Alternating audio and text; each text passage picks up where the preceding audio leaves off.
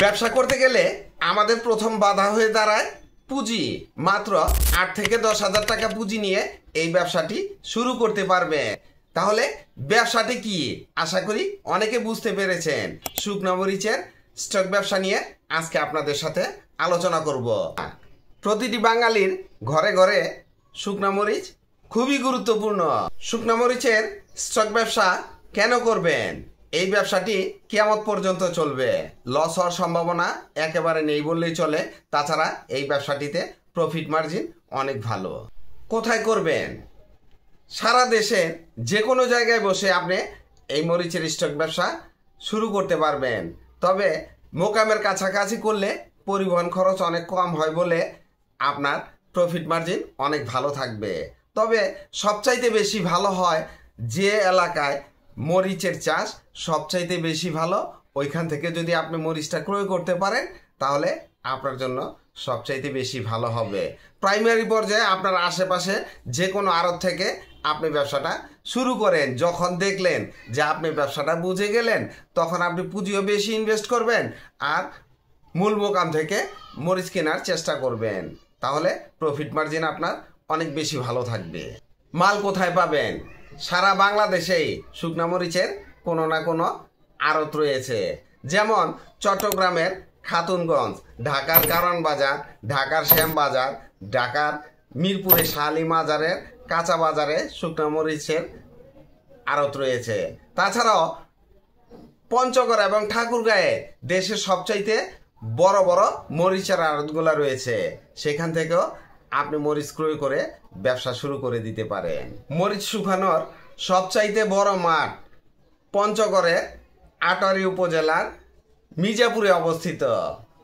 এখানে সপ্তাহের প্রত্যেক দিনই কোনো না কোনো জায়গায় শুকনা মরিচের হাট বসে।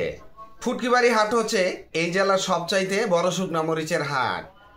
পঞ্চগড় জেলার বোদা থানায় অবস্থিত এই হাটটি প্রতি সোমবার এবং শুক্রবারে বসে।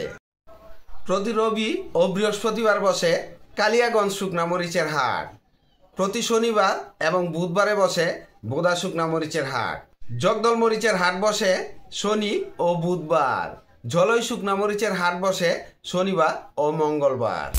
রবি ও বৃহস্পতিবার বসে ভজনপুর শুকনা মরিচের হাট।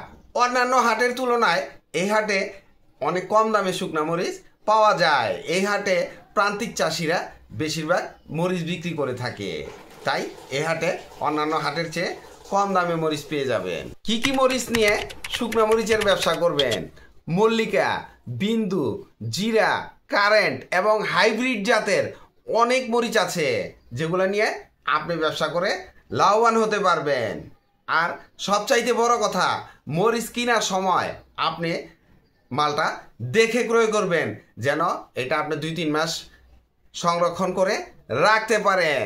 হুটহাট করে প্রান্তিক চাষিদের কাছ থেকে মরিচ কেনার আগে আপনাকে সবচাইতে বেশি যাচাই করতে হবে, কারণ ওইখানে মরিচটা পুরোপুরি না শুকিয়েই তারা হালকা ভেজা অবস্থায় বিক্রি করে দেয়। তাই ওই মরিচটা বেশি দিন সংরক্ষণ করা যায় না।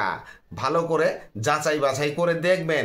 যদি মালটা শুকনা থাকে তাহলে আপনি আপনার জন্য কিনে নেবেন। আপনি যখন এই শুকনা মরিচের স্টক ব্যবসা শুরু করার চিন্তা ভাবনা করবেন, যে ফাইনাল ডিসিশন নিছেন যে এই ব্যবসাটা আমি করব, তখন আপনি আরও কিছু ইউটিউব ভিডিও দেখেন, আরও জানাশোনার লোক থাকলে যারা এই ব্যবসার সাথে জড়িত তাদের সাথে আলোচনা করেন, জানেন, বোঝেন। হুটহাট করে এই ব্যবসাটি করতে যাবেন না, কারণ যে কোনো ব্যবসা কোনো কিছু না জেনে করতে গেলে কিন্তু কখনোই আপনি লাভের মুখ দেখবেন না। শতকরা 99%ই ব্যবসা শুরুতেই মুখ থুবড়ে পড়ে আর দোষ দেয় নিজের ভাগ্যকে। আমি বলবো নিজের ভাগ্যকে দোষ না দিয়ে আপনি সব কিছু যাচাই বাছাই করে আগে বোঝেন, জানেন, তারপরে ব্যবসা শুরু করেন।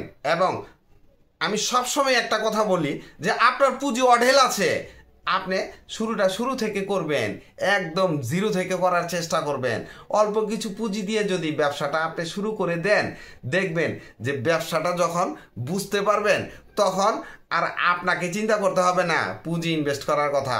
অটোমেটিক্যালি আপনার মাথা কাজ করবে, আপনি পুঁজি ইনভেস্ট করতেই থাকবেন। আর যখন ব্যবসা না বুঝবেন তখন আপনার লস হলে অল্পতেই যাবে, যেহেতু প্রাইমারি পর্যায়ে আপনি শুরু থেকে করবেন। তাই আমি সব সময় একটা কথা বলি যে শুরুটা শুরু থেকে করেন। আর প্রফিট মার্জিন, শুকনা মরিচের ব্যবসায় প্রফিট মার্জিন বলতে গেলে আসলে বলাটা ঠিক হবে না। কারণ আপনি যদি 6,000 টাকা মন মরিচ কিনে 16,000 টাকায় বিক্রি করেন, ওই ক্ষেত্রে প্রফিট মার্জিন কি আমি বের করে দিব? অবশ্যই না।